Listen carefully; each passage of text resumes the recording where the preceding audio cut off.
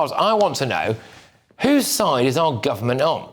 Today, the head of MI5 said he was frustrated that the China spy trial inexplicably collapsed under this Labour government. So, of course, our preference always is to effect the most enduring disruption we can. When prosecutions and convictions happen, that's great. So yes, we are frustrated when those things don't happen. But this is not unique. There are sometimes reasons why prosecutions don't work. He also dropped the bombshell that MI5 has thwarted a major Chinese threat in the last week. The UK-China relationship is, by its nature, complex. But MI5's role is not. We detect and deal robustly with activity threatening UK national security.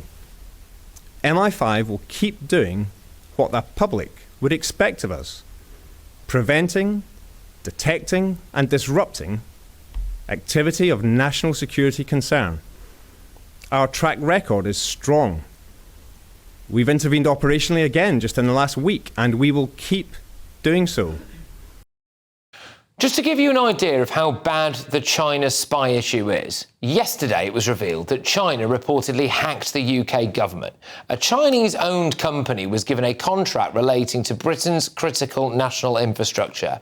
It's believed they accessed diplomatic messages from Britain's ambassadors all around the world, details of military operations from us and our allies, and other info that could damage the resilience of our security and national infrastructure. The Chinese state is also accused of hacking the NHS. Are our medical records at risk? They hacked the Electoral Commission in 2021 and had access to 40 million voters. They also breached the Ministry of Defence's payroll system. So successive governments have known this, especially top-level civil servants. So which is what makes it so confusing, doesn't it? The collapse of the Chinese spy case. Now, I'm going to outline for you what Sir Keir Starmer's position is and see whether or not you believe this, OK? Here it is.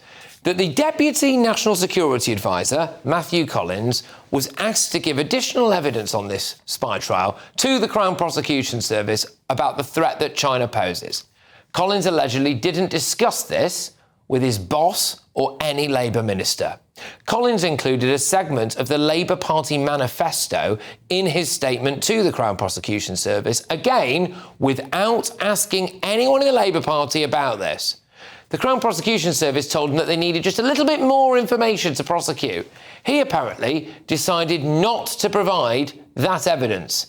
Keir Starmer was told the trial was about to collapse. He apparently didn't ask why. He also didn't seem to ask if anything could be done to stop that collapse, and it seems he didn't even ask to see the statements provided to the Crown Prosecution Service by the Deputy National Security Advisor. Do you believe that? Seriously? Does he think we're born yesterday? And today, we're told that Housing Minister Steve Reed has delayed the decision to approve or reject Beijing's application for a 600,000 square foot mega embassy near the Tower of London. Why? So we've given the Chinese access to our government secrets, then covered it up when they hacked it. The Chinese have hacked the NHS, the Ministry of Defence and the Electoral Commission, and we've still not called them an enemy. Charges were dropped against two alleged Chinese spies. Sir Keir Starmer is giving us a ridiculous explanation that many people just don't believe, and we've delayed a decision that could block them from building a 600,000 square foot mega embassy in central London. Look, I'm sorry, but what is really going on here? Is the British state working for us, or are they working for the Chinese? We're living in a time of what feels like pretty significant social change, and it makes us question things that we've even taken for granted for decades. And one of those at the moment that people are wondering about is actually money. Is the money in your bank account safe? Should you be investing elsewhere? Are we looking at a potential global crash? What will it mean for your savings? Is there a way that you could be using your money that might be outside of government control even? Well, TallyMoney is potentially one solution. So I'm delighted to say that I'm joined today by the CEO and founder of TallyMoney, Cameron Parry. What is TallyMoney? Well, at TallyMoney, you basically get gold you can spend. So we give people an individual account in their name, everyday account. They get a sort code and account number. They use that account just like they would pounds from their bank, but it's milligrams of gold that we brand as Tally. Okay. Why would you do that, though? What is the benefit to the customer instead of just having a normal pound sterling account? Gold's performance against the pound is above 11% per annum over the last 25 years on average. But we still need money in our daily lives, and we have savings. We know that it's good common sense and prudent to save up for things, not just live in credit. You know, whether it's a holiday or a rainy day, your retirement planning, you need to have money in your life, basically, that you can rely on, that's dependable, that nobody meddles with, that nobody can weaponise against you, which is another element of government control when it's the government currency, which we could talk about another time. And it should be pretty simple and straightforward, and that's what we deliver at Tally. And really, we just want people to feel safe and happy with their money. There was a time when the bigger your bank balance, the more confident you felt. Now it's like, I need to do something with it. I can't leave it there. In Tally, you can. Okay, brilliant. Cameron Parry from TallyMoney, thank you so much. Thank you, Bev.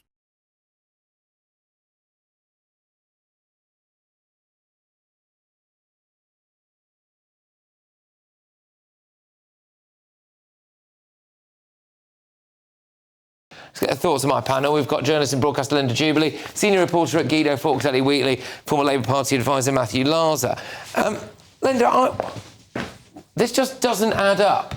Are we being run by the Chinese communists or something? Yeah, it just kind of looks that way, doesn't it? I mean, you can imagine the frustration for Sir Ken McCallum, you know, over at Thames House, on a daily basis trying to hold back the tsunami of Chinese efforts to infiltrate this country's organisations. And Sir Keir Starmer is just kind of, he's just blowing it away, just wiping it away, just kicking it into the long grass. This is an incredibly serious story, and it's got legs and it will run and run now. I just think that now that the British public has kind of got its head around it, because actually what happened to start with is that everyone got confused by the technicalities. Yes. But actually, it's a very simple story to understand. We know that our security agencies describe China as the enemy. The threat is the enemy. That's it. Now we need to pay attention to this. I mean, it's the age-old balancing act between what is acceptable in terms of national security and what we need to have in terms of an economic relationship.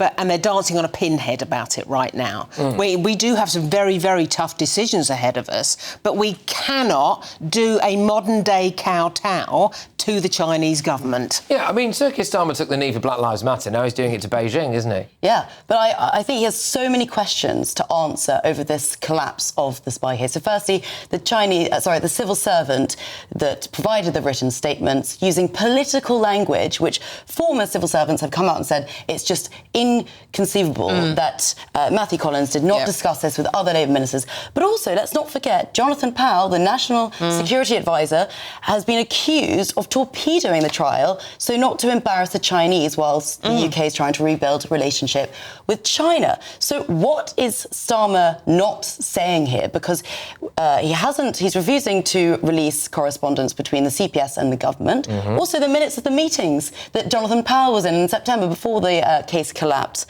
There are a whole load of questions here, and it's about a cover-up, because, you know, the cover-up gets an administration. And there's one argument that it's about economic cooperation and growth, and rather than national security. You know, you can argue which one is more valuable, but you've got to be transparent about it. And listen, It's not the only time, by the way, that the Labour government has been cozying up with Beijing, surrendering British territory. Mind you, allies. Successive governments have done it. Yeah. I mean, and actually, it has gone on for decades. Yeah.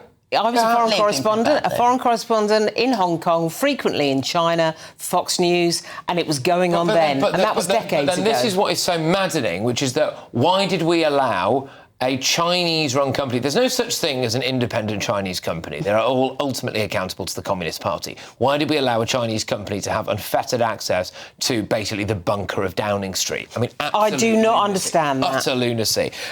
Just on this, the Westminster latest opinion... I'm not a member of the Chinese Communist Party. Absolutely, although I did catch you singing the Chinese national anthem outside of... As I walked across the bridge, I thought nobody could hear you. I won't ask you to repeat it. So look, I've just got the latest polling data here. Westminster voting intention, Reform at 32%, the Tories at 17%, Labour now at 15%. And it's because of stuff like this. People do not believe Sir Keir Starmer, do they? They think he's lying.